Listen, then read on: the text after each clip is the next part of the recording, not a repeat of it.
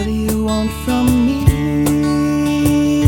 I'm just blood and flesh and bones. I'm not an answer. Welcome to Mildly Entertaining at UNCW, the show where the Office of Military Affairs keeps you mildly entertained and more or less up to date on what's going on at UNCW.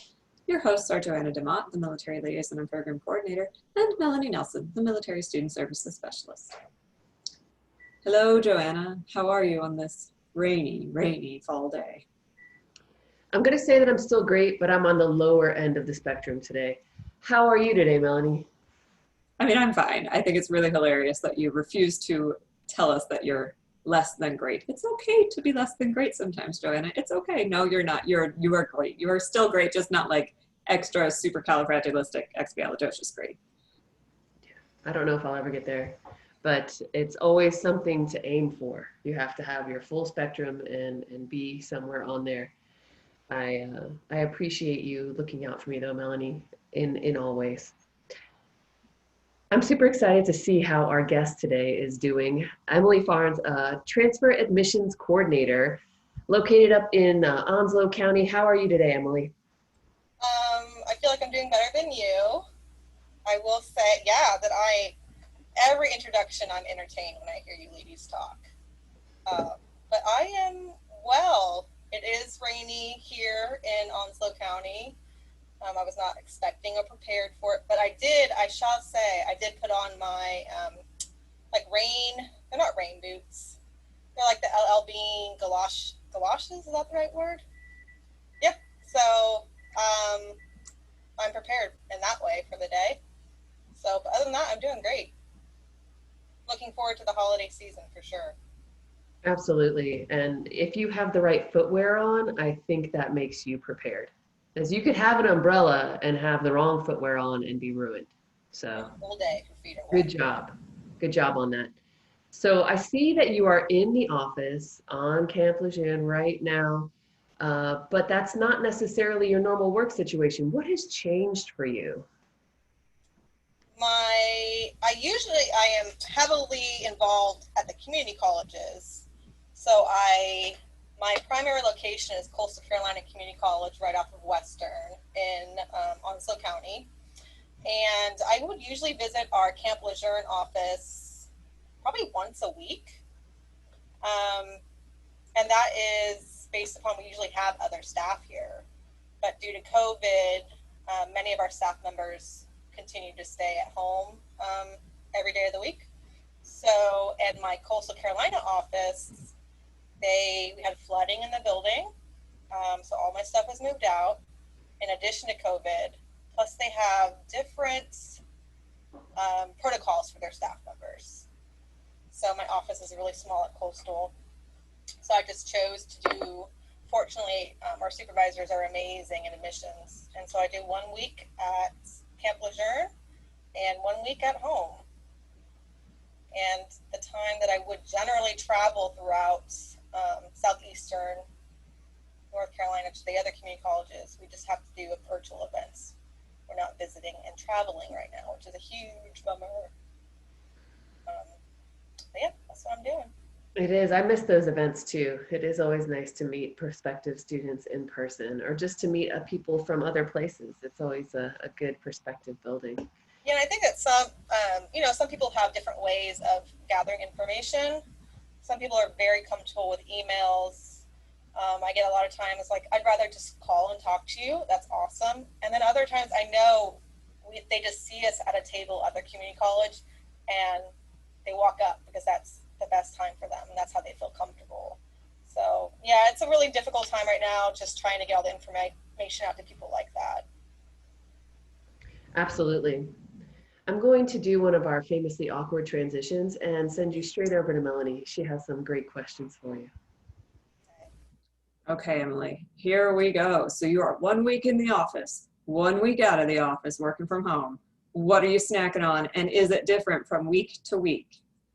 Oh gosh, this is a really interesting time in my life in terms of food because I do have, most weeks I have I'm trying to think how many kids, 5 children and 2 adults in my home. So you can imagine, and many of them, 3 of them are college age, 2 of them are high school age, plus my husband works from home also 24/7. Anywho, so food, there's every type of food. We have very healthy kiddos. My husband's healthy, and then we have my son who's like, give me the Coke and give me the drinking Coke and give me the ice cream, right? And the pizzas. And almost all of them drive so they can go get their own food. So what am I eating right now? And I have heard before what you guys are eating in other of these podcasts. I eat a lot of fruits, no, not even fruits, vegetables. And I'm going to say what I eat, and you guys can kind of tell me what you think I'm doing with my life right now. Yes. So I eat a lot of vegetables, and I eat a lot of protein, and I don't eat anything else in the other categories. So what would you think that I'm doing right now with myself? I think you have modified several of the trending health eating plans, and you found something that works for you. How's your energy level? Great. It's awesome. I drink a ridiculous amount of water. I drink just enough coffee. I've gotten into tea because one of my best friends, Maria, was like, you need to get into tea. So I don't really snack, in other words. Oh, I mean, I love it when people tell me that, like they're disappointing me. Like, I'm asking you what you're snacking on, and you're like, I cannot live up to your standards of snacking, Melanie. That's wonderful. Also, this is the first time that we have been consulted on the podcast as like gurus of this information. We're really not. We're gurus of what people snack on. We are not gurus of like full eating plans, but we're not judging, right? Like, if you found something that works for you, that is great. Personally, like when I'm in a house that has the junk food, I feel a moral obligation to eat the junk food. So like the bucket of Halloween candy that my kid collected this year, I had to have my husband take that into work. He's back in the office, and I said, just take it away. I don't need it sitting around here while I'm home by myself working all day. I just don't need it. So I got him to take it away, and my life got better the very next day. So that's good. Yeah. Thank you for clarifying that we're talking about liquid Coca-Cola and not the other kind of Coke. That was a good catch on your part. I might not have even heard that to edit it out later. So thanks for keeping us on our toes today. Yeah, so okay, so the snacking is like you just have a healthy eating routine, and so you don't feel the need to snack, and that's wonderful. That's wonderful. And I'm sure that it probably helps you stay consistent from one week to the next, so you're not like ping-ponging between like, I'm at the office and I'm eating healthy, and I'm back at home and I'm eating terribly. Yeah, and that is a benefit of here at the Education Center on Camp Lejeune, that we usually have a snack bar open, but due to COVID, there's none of that. And that's where, I mean, they have some good food, but we do have a fridge in my office. We're very, blessed that way. So I get to bring whatever I want. And then throughout the day, if I need something, it's right here. So. Excellent use of workplace strategies to make you feel good. Loving that I'm hearing that, especially as we do approach the holiday season, which is a time when a lot of people just utterly fall off the bandwagon. And the only good advice I've heard for that is like, Thanksgiving is one day. And whatever other holidays you celebrate, if you're a big Christmas person or a big New Year's person, it's one day. You get one day to indulge, not 2 or 3 months of indulgence. That's the only thing that I know. And that's exactly what I'm already planning. And we're, still weeks away from both. Already planning that those days are my fun days. Yes. And there won't be the annual employees holiday thing where we show up and they're like, we have a hot chocolate bar. And I'm like, loading marshmallows into this super sugar loaded. It's terrible. Yeah, I shouldn't be allowed to eat at these events. But anyway, so changing topics super awkwardly all over again. Talk to us about your college experience and how it got you to where you are now. That's an awesome question. So my husband was stationed on Camp Pendleton for 10 years, and I was married very young, had my babies very young. I was done by the time I was 20 with my children. And so I felt my initial interaction with college was I went to my local community college, and I was literally a baby on my hip. I walked in because I knew I had to get educated.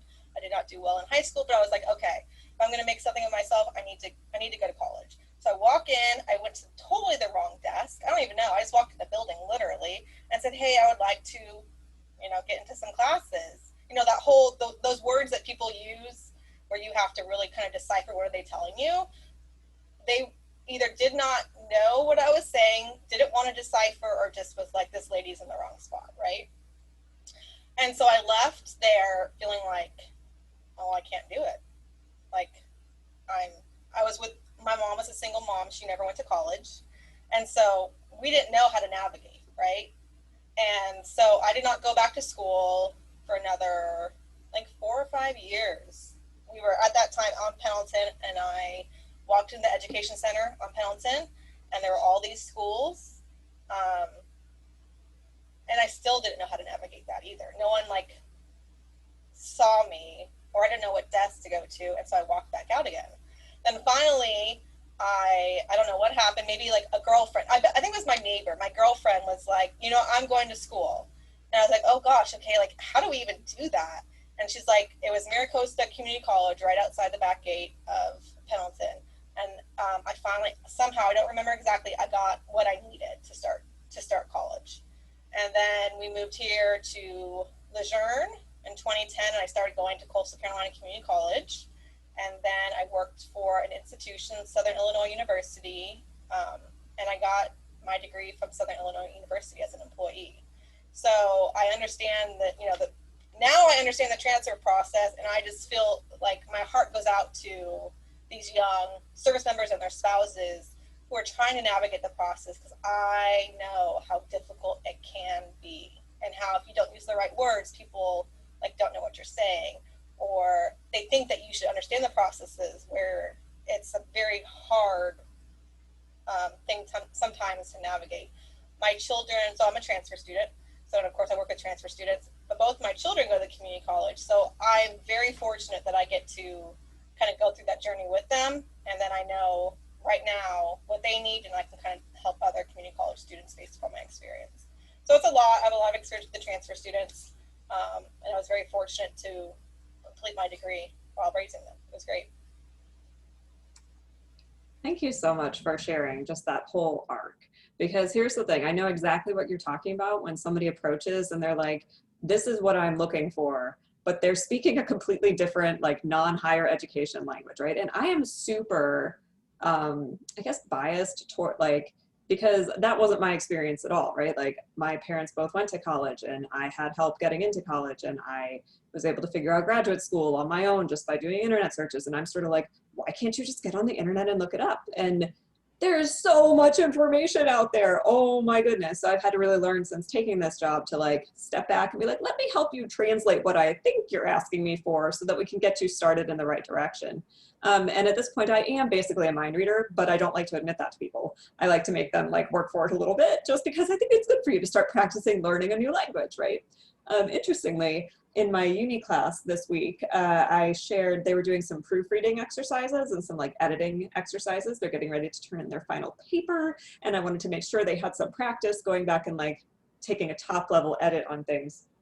So I had doctored a few emails that students have sent me over the years, and I was like, see if you can figure out what this student wants and what your response would be, and see if you can edit it to make it more clear and make it easier on the person receiving the email. And boy, they come back out of their breakout rooms, they're like, I still don't understand what that student wanted. And I'm like, it's okay, I'm a mind reader, I understood. I was able to help the student, they're still successfully enrolled here, but, like, remember that the next time you draft an email to your administrator, make it easy for them to read. The next time you write a paper for me, make it easy for your instructor to read, right? All these things, but that whole hidden curriculum of, like, you walk into a room full of desks of people and they're just staring at you, and not a single one of them is like, hi, how can I help you? Are you here to go to school today? Like, what are you looking for, you know? If you're, because I mean, it's almost like you sort of walk in, you feel like they think you're just looking for the bathroom. And you're like, no, I think I'm in the right place, but I'm really not sure. Can you just help me? And I think we've come a long way probably in higher ed since then, because we've found people like you who are like, oh no, that stinks when that happens, so I'm gonna make sure that doesn't happen. But yeah, so many transfers, so many different credits brought into one degree that brought you to be able to work at UNCW. Yeah, this was really my dream school to get into in terms of working since I started with SIU. They were right down the hall from me, and I knew that's where I wanted to end up. I wanted to end up in a state school.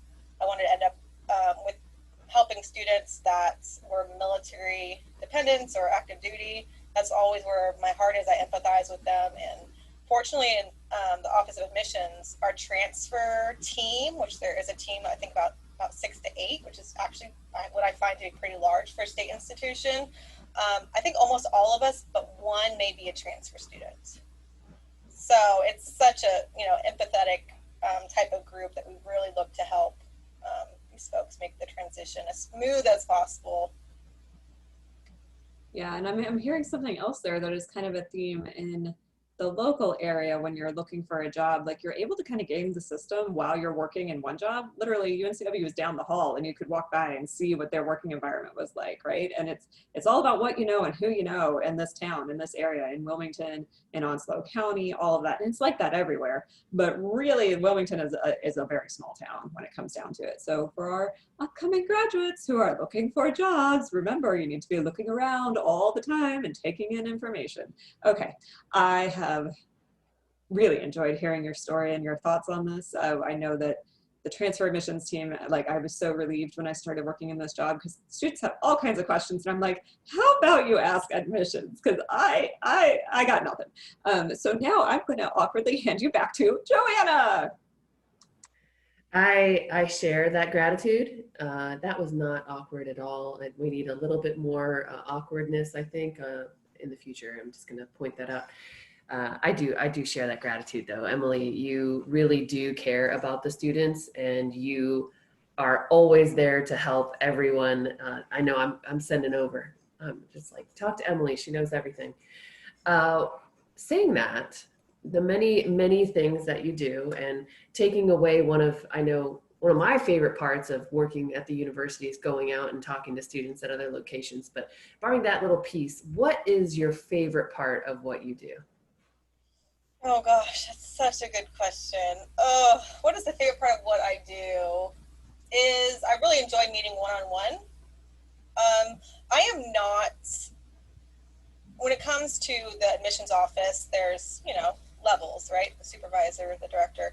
Transfer, I'm the first. I'm very comfortable in that, like, what can be considered an entry-level position. And I really don't want to be some sort of manager. I don't want to be some sort of supervisor. My husband told me, you'd be great at it. I said, no, that's not my personality. My personality is having someone sit across from me in my office and coaching them through the process, talking them through the process. And once again, that comes back to my own story. And then I had someone, the very first semester I started working with UNCW, she just graduated. So that was 2 years ago. She just graduated, and she works in HR at actually my daughter's place of employment in Cape Carteret. And she works in HR, and now she's getting another job. But I didn't recognize that she had graduated because I don't follow students that way, right? I follow them through the admission process.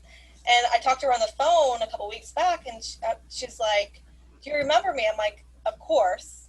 I have that type of memory where I remember people's stories, I remember people's names. And she's like, I'm so thankful for you because you helped me navigate this one portion, which was incredibly easy for me to do. But because I was able to help her, I can't tell you like how great that was. And it just kind of validates all of the small little meetings I had with people. And that's where my heart is. And I don't want to do anything else other than that at this point. So that's definitely my favorite part. It's just meeting one-on-one with people. Yeah, you're the first person. Advocating, I think, is kind of something that's secondary for me. Mm-hmm. Advocating for the transfer extension students, which are like our online degree students, plus our social work and our general business students that take classes here on Lejeune and Coastal Carolina. Advocating for them because I no longer have a director with me. There used to be a director of where I am currently. So advocating for them and making sure that our admission process is the same, but then yet making sure that they get anything additionally academically, which is not really my cup of tea, but making sure they're getting everything, they are getting the resources.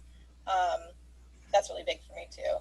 And they do like my director and my assistant director and all the people, they do such a great job of listening. So I'm very fortunate. Absolutely. The one-on-one meetings in the trenches, being that first person to guide that prospective student to a pathway to success, to change their lives, is such a rewarding job. Absolutely. And grateful that you're there. What do you think is a misconception, or are some misconceptions about what your job is?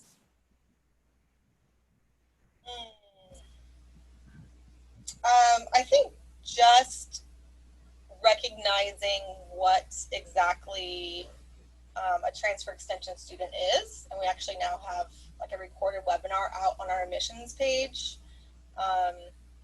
That's kind of a misconception. Unfortunately, a lot of people in the area assume that UNCW has this full spectrum of degree options. Here in Onslow County, we do not. We have two: general business and social work. That's it. And I wish that we had more options, but based upon a partnership with Coastal, you can complete all of your first 2 years university studies by getting your AA or AS. So I guess that kind of misconception of what UNCW has to offer, and I think that's just a constant, right? Because our population is constantly moving. We're constantly getting new people in. So just like reminding folks and reminding myself that not everyone knows this information. So all the emails I get, like, do you have nursing there? No, we don't have nursing there. I also say maybe misconception is, I don't know. I think I do a pretty good job of, advocating for what I do. But I'm not an academic advisor. That would probably be it. I advise students, and it's kind of like a little thing there. I advise students at the community college about what classes to take at the community college to then maximize their time to come to UNCW. So in other words, if someone's at Coastal or Carteret getting an Associates of Arts, and they know they want to come to UNCW for social work, well, I'm going to advise them during their time at Carteret to take psychology, sociology, American government, so they can seamlessly transfer to UNCW. So, but I don't advise as soon as you get to UNCW. Like, that goes to a whole beautiful department. That's their professional, that's their thing.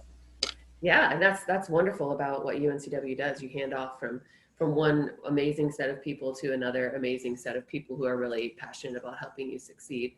So this has been really, really fun, Emilee. I always enjoy talking to you and learning about what you do. Is there anything else that I maybe didn't ask that you'd like our listeners to know? No, I think I've covered everything that I do. Good to know that my questions are thorough, that Melanie, engaged on that snacking deep enough for you, even though we could not classify your particular dietary requirements, but that's good. But I would like to thank both of you. That Office of Military Affairs website is phenomenal. Like, I can't tell you how often I send folks to there. And I'll even send people that don't even go to UNCW. Is that weird?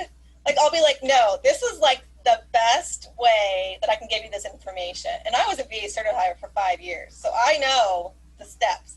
And it is so beautifully done. Like, I can't tell you how, even like both my kids use VA benefits. And I'm like, let's double check. I was on there for because of chapter 35, they switched to chapter 35. And I was like, wait, let me look to see what they have listed there. So gosh, what a great resource. That's all Melanie's extremely dedicated and hard work, for sure.